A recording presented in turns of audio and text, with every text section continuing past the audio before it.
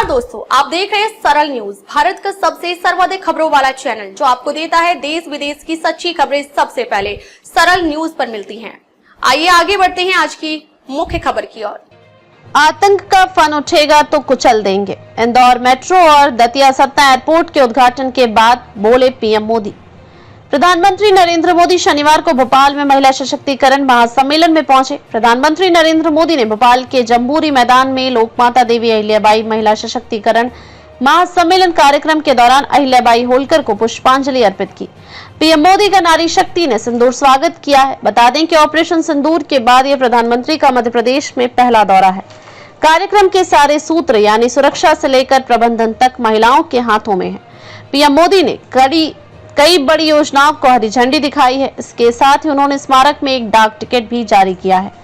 PM Narendra Modi ने कहा, सबसे पहले मैं मां भारती को, मां भारत की मातृशक्ति को प्रणाम करता हूं। आज यहाँ इतनी बड़ी संख्या में माताएं, बहनें, बेटियां हमें आशीर्वाद देने आई हैं। मैं आप सभी के दर्शन पाकर धन्य हो गया हूँ। पीएम मोदी ने लोकमाता देवी अहिल्याबाई को लेकर कहा, आज लोकमाता अहिल्याबाई होलकर की 300वीं जन्म जयंती है। 140 करोड़ भारतीयों के लिए अवसर प्रेरणा का है। राष्ट्र निर्माण के लिए हो रहे भागीरथ प्रयासों में अपना योगदान देने का है। देवी अहिल्याबाई होलकर कहती थी कि शासन का सही अर्थ जनता की सेवा करना और उनके जीवन में सुधार लाना होता है। पीएम बोले, ये सभी प्रोजेक्ट मध्य प्रदेश में सुविधाएं बढ़ाएंगे, विकास को गति देंगे और रोजगार के अनेक नए अवसर बनाएंगे। मैं आज इस पवित्र दिवस पर इन सभी कामों के लिए पूरे मध्य प्रदेश को बहुत बधाई देता हूं।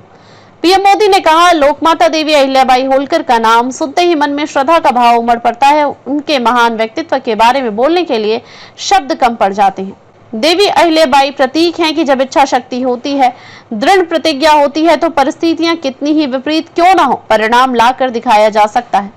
पीएम मोदी ने कहा, 250 से 300 साल पहले जब देश गुलामी के जंजीरों में जकड़ा हुआ था, उस समय से महान कार्य कर जाना कि आने वाली अनेक पीढ़ियां उसकी चर्चा करें। ये कहना तो आसान है, करना आसान नहीं था। लोकमाता अहिल्याबाई ने प्रभु सेवा और जनसेवा को कभी अलग नहीं माना।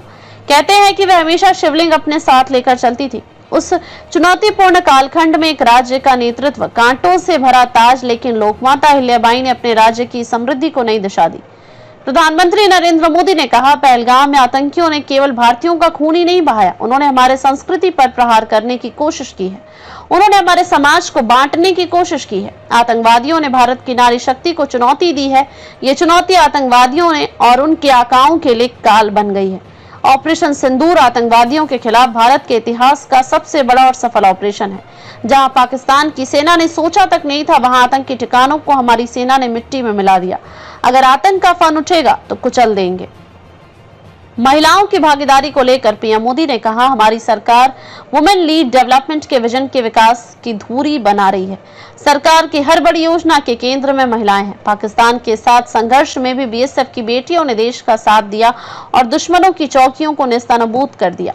उज्जैन में आगामी सिंहस्थ महापर्व 2028 को देखते हुए 778.91 करोड़ रुपए की लागत से बनने वाले 29 किलोमीटर लंबे घाट निर्माण और 83.39 करोड़ रुपए की लागत से बैराज, स्टाफ डैम और वेंटेड काच वे का भी भूमि पूजन किया जाएगा, जो शिप्रा और कान नदियों के जल प्रवाह को बनाए रखने में सहायक होंगे।